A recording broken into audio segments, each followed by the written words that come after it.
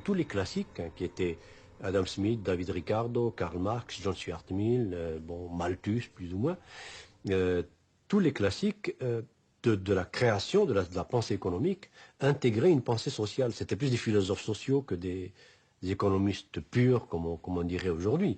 Mais les néoclassiques, à partir de Léon Walras, en gros Auguste et Léon Walras, donc le père et le fils, milieu et fin du XIXe siècle, vont inaugurer une espèce de pensée de la science économique qui se dit scientifique. Alors, se disant scientifique, elle se dispense de toute pensée morale ou philosophique. Donc, elle se vide de tout le souci qu'avaient les classiques jusqu'à Karl Marx, qui était le souci suivant: qui fait de l'argent? Pourquoi fait-il de l'argent? A-t-il le droit de faire tant d'argent? Et est-ce juste? Est-ce injuste? Est-ce bon pour la communauté? Est-ce mauvais? Donc il y avait une dimension éthique dans la pensée économique.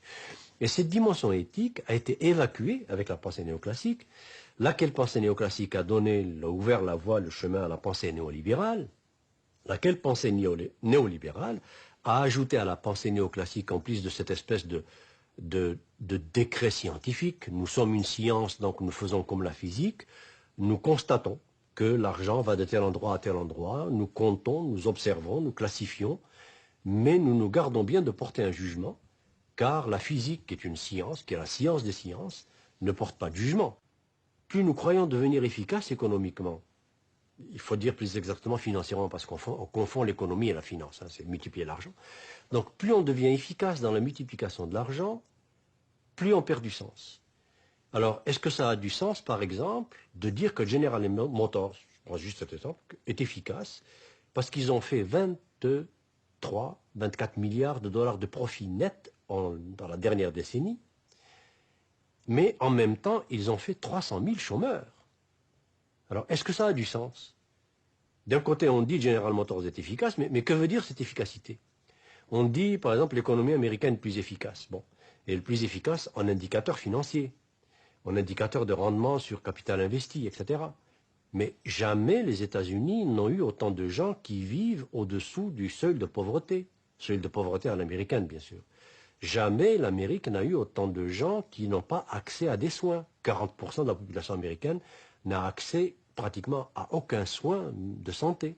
Jamais les États-Unis n'ont eu un niveau d'éducation aussi bas. 50% des Américains ne savent pas situer l'Angleterre sur une carte de géographie. Aujourd'hui, enfin, c'est quand même aberrant.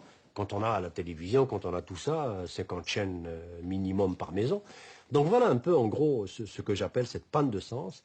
Nous devons être de plus en plus efficaces matériellement, économiquement, financièrement, mais écologiquement, socialement, politiquement, humainement, nous perdons de plus en plus de valeur et de qualité de vie. Voilà cette panne de sens. On ne sait pas en parler parce qu'il faut sortir complètement du discours économique dominant pour pouvoir commencer à mettre du sens. Autrement dit, il faut reformuler le problème depuis zéro. Or, le reformuler depuis zéro, il faut partir depuis Aristote. Aristote déjà avait dit: attention, ne confondez pas l'économique, qui vient de l'oikos nomia, la maison et la norme de conduite de la maison et de la communauté, avec la crématistique, qui est créma athos, l'accumulation de l'argent. Alors ça nous amène à la question de l'éducation. En éducation aujourd'hui, jusqu'à quel point enseigne-t-on Aristote? Qui connaît Aristote? Qui lit Aristote? Alors, si je dis Aristote, je peux en dire autant de Victor Hugo, de Jean-Paul Sartre, d'Archimède, etc., etc. Bon, passons. Alors, aujourd'hui, on dit paradoxalement que nous sommes dans l'économie du savoir et de la connaissance, mais on n'a jamais aussi peu éduqué, aussi peu enseigné. Mais en même temps, on n'a jamais mis aussi d'emphase sur les institutions dites de formation et d'éducation. Mais je m'explique où est le paradoxe, où est le non-sens. Le paradoxe et le non-sens sont dans le fait que, à peu près partout dans le monde, et particulièrement en Amérique du Nord, on est en train de transformer l'institution d'éducation en institution de reproduction de serviteurs du système. Autrement dit, d'espèces de bipèdes pensants qui n'ont pas d'autres soucis, qui ne doivent plus avoir d'autres soucis que de maintenir ce marché libre et autorégulé et de maintenir cette mécanique à production et multiplication de l'argent. C'est ce qu'on appelle l'employabilité, c'est ce qu'on appelle former des employables, c'est ce qu'on appelle réformer l'éducation depuis le primaire jusqu'à l'universitaire pour former des gens qui trouvent leur place sur le marché du travail. Or ça, c'est horrible. Est-ce qu'aujourd'hui un Victor Hugo serait employable? Est-ce qu'aujourd'hui un Socrate serait employable? Est-ce qu'aujourd'hui un Paul Verlaine, un Rimbaud serait employable? Non. Donc il n'y en aurait pas. Mais que serait l'humanité sans Socrate, sans Aristote, sans Rimbaud, sans Verlaine, sans Victor Hugo? Que serait l'humanité sans ces gens-là? Nous serions des animaux. Alors aujourd'hui, sous prétexte que ce n'est pas employable, que le marché n'en veut pas, eh bien, on ne forme plus de poètes, on ne forme plus de gens de littérature, on ne forme plus de gens de mathématiques pures, on ne forme plus de gens de physique théorique, on ne forme que ce que l'industrie, l'entreprise financière veut pour alimenter la machine à multiplier l'argent. Alors qu'est-ce que c'est ces employables? Ce sont ceux que je vois moi-même dans les universités dans lesquelles j'enseigne, à travers le monde, c'est-à-dire qu'au niveau le plus élevé, deuxième, troisième cycle, maîtrise, doctorat, c'est ce que j'appelle les technocrates, c'est-à-dire des gens des technocrates analysants, qui sont formés à analyser des problèmes, problem solving, et on leur fait croire qu'ils sont intelligents parce qu'ils font du problem solving. Alors que l'intelligence, ce n'est pas le problem solving. L'intelligence, c'est la formulation des problèmes. Celui qui est intelligent, c'est celui qui formule le problème, qui le met en énoncé, qui le met en termes de liens et de combinaisons, qui appelle une question. C'est celui-là qui est intelligent. Celui qui se penche sur un problème déjà formulé pour trouver l'équation ou la formule qui donne la solution, ce n'est pas lui qui est intelligent. Or, c'est ça qu'on nous fait croire. Donc, des technocrates analysants, c'est des gens qui maîtrisent des techniques d'analyse et de calcul et qui confondent penser, réfléchir avec analyser et calculer.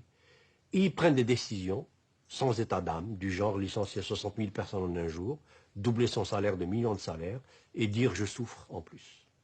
Je prends des décisions difficiles. Mais ça, c'est des non-humains.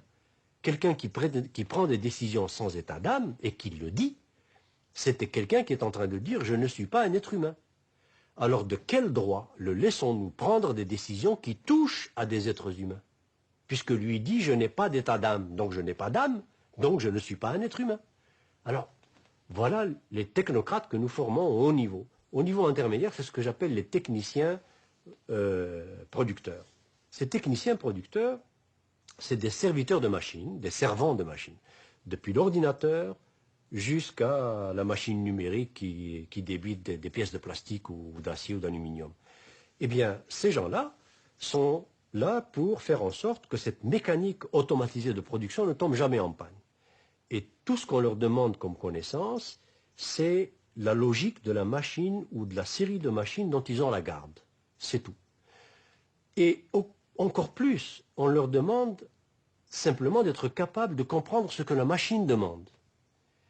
Alors ce n'est même plus eux qui dominent la machine ou qui ont une espèce de supériorité humaine, de supplément d'âme ou de connaissance ou de sens par rapport à la machine. C'est l'inverse, c'est la machine qui dit si tu es assez intelligent, voilà où la puce qui cloche, voilà l'endroit où il faut changer la carte, voilà, etc. Et puis s'il n'est pas assez rapide pour faire ça, il n'est pas bon. Alors, et au niveau inférieur, qu'est-ce qu'on forme? Ben, on ne forme plus. 45% de la main-d'œuvre des multinationales américaines en particulier sont analphabètes totaux. Et les multinationales ne veulent pas changer ça. Elles ne veulent pas qu'on leur forme le moindrement ces gens analphabètes, parce que s'ils ne sont plus analphabètes, ils vont se mettre à poser des questions. S'ils se mettent à lire des journaux, des analyses ils vont se mettre à poser des questions. Ils vont se mettre à se syndiquer, ils vont se mettre à réfléchir. Donc, surtout pas.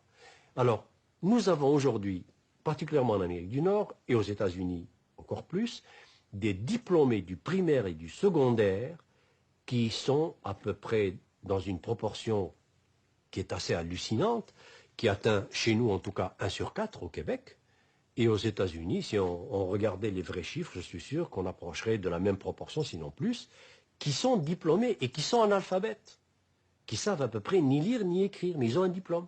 Et ce diplôme primaire ou même secondaire, ils l'ont obtenu par l'ancienneté, tout simplement par la présence et par l'âge.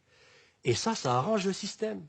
Parce que quand vous avez des opérateurs à la base qui sont des bipèdes quasi décérébrés, c'est-à-dire à qui on n'a même pas appris à penser, parce que pour apprendre à penser, il faut apprendre à lire.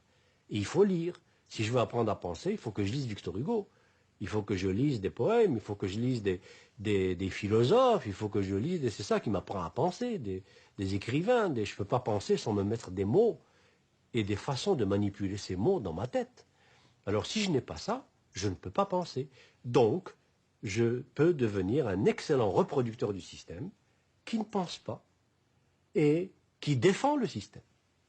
Alors vous avez maintenant des ouvriers qui disent, et ça m'est arrivé, quand je vais dans des situations graves où il y a des fermetures, des mises à pied, etc., et puis je pose la question à des ouvriers, mais qu'est-ce que vous en pensez? Très souvent, ils me disent, ben, c'est la loi du marché, c'est la compétitivité, il faut qu'on soit plus compétitif que les Japonais, sinon ils deviennent les défenseurs du système qui est en train de les broyer.